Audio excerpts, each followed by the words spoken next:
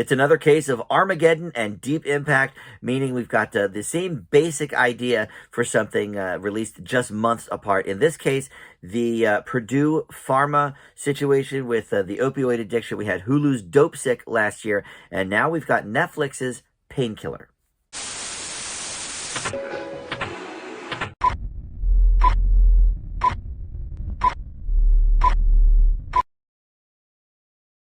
Hey guys, Dan here. This is Dan Reviews It. Welcome to my TV review for the new Netflix miniseries Painkiller. This is involving the opioid crisis and the sort of players involved at Perdue Pharmacy, or Perdue Pharma, I should say, including the Sackler family, focusing in on that. Matthew Broderick playing Richard Sackler in this particular version. But look, last year, Dopesick on Hulu, lot of attention with that miniseries. Michael Keaton played one of the doctors that was prescribing the opioids and then got addicted himself.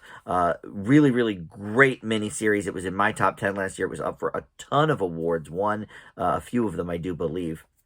And now we've got a different version of pretty similar events here on Netflix. Before we launch into the specifics, though, let me welcome you into Dan Reviews It. Thanks for finding this video. We've got a ton of great movie and TV reviews for you to check out. Please consider subscribing or just like this video, comment down below. All that stuff does help the channel out for sure.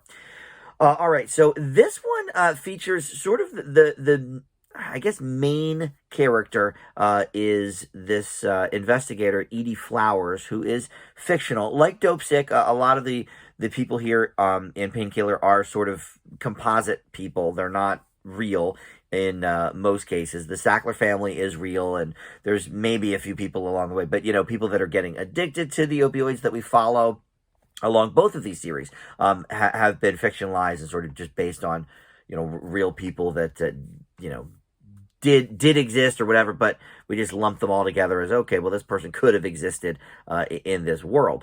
But Uzo Aduba plays her, and we know her, of course, from Orange is the New Black and many things at this point. But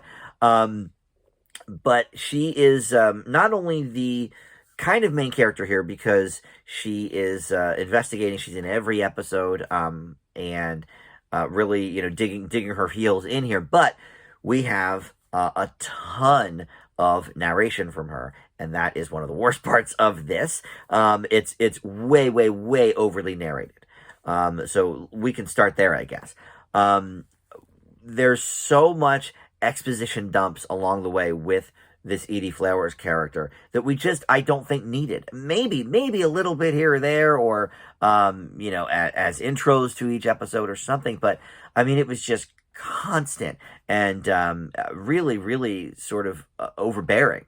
I felt, you know, there's the whole idea of like show, don't tell. You don't have to narrate every little piece that we have here, maybe every so often. So that was a negative. And really everything about this, when compared with Dopesick, is worse. Now, you know, I don't like to necessarily compare and contrast, you know, in that manner, because obviously, you know, Dopesick only came out a few months ago, really. Well, I guess almost a year ago at this point. But, you know, I'm sure this was in production already by the time Dopesick came out. So, you know, I want to kind of rate this and review this for what it is.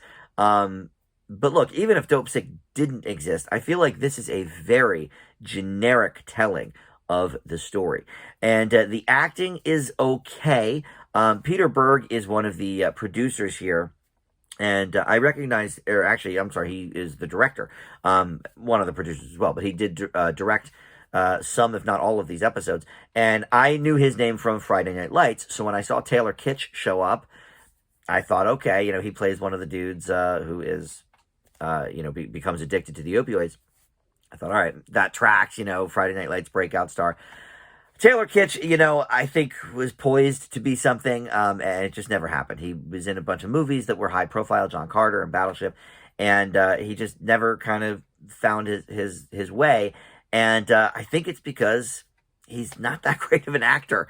You know, he does okay in some of these scenes, but compared to some of the stuff in Dopesick or just, you know, in general, it's just not that good. And they sort of, I think what made Dopesick so great, and I know I said I wasn't trying to compare and contrast, but it's impossible not to because Dopesick was so great. But one of the things that made that so great was that sort of human element. This focuses a little bit more in on the Perdue executives, specifically these couple of blonde gals who are selling and really, and yeah, we had the Will Poulter character in Dopesick as well, so there was part of that, but I feel like the human element here is not quite there as much, and I think they realized that, and I don't know if it was before or after Dopesick was released, but because of that, each of these episodes of Painkiller starts with a parent of someone who ended up addicted and died, and they sort of tell a little bit about their story. They start with Painkiller is a fictionalized account. Some people names and places and whatever have been changed and have been fictionalized for storytelling. However, what's not been fictionalized is my son, whatever, and they tell a story.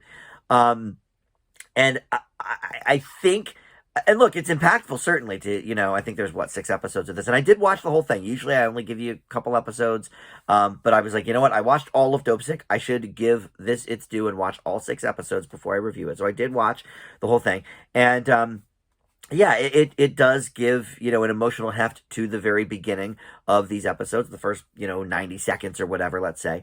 But then the show sort of diminishes that a little bit. And I think another thing that, it is sad but true, I think, with this, Dopesick focused in on a teenager that got addicted to the opioids, and then the doctor prescribing them himself getting addicted to the opioids.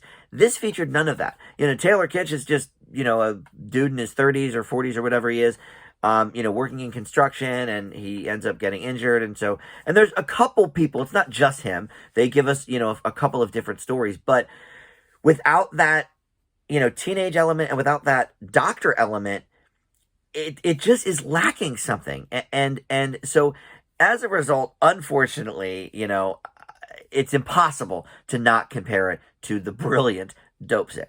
But here's the truth. Even if Dopesick didn't exist, this would be a very, very generic storytelling, kind of miniseries, because it's just not, it takes really no chances. In fact, it almost humanizes the Sackler family, specifically the Broderick character. He appears as a little bit of an idiot in some of the episodes. He's got this dog that he's like playing with in meetings and stuff, and it humanizes him a little bit, which I didn't think was the right thing to do. So look, the fact that Dopesick exists makes this completely irrelevant, but even if it didn't, this is a pretty bad way to tell this story. I leave Painkiller with a C-. All right, thank you for watching Dan Reviews It. We will see you next time. Bye.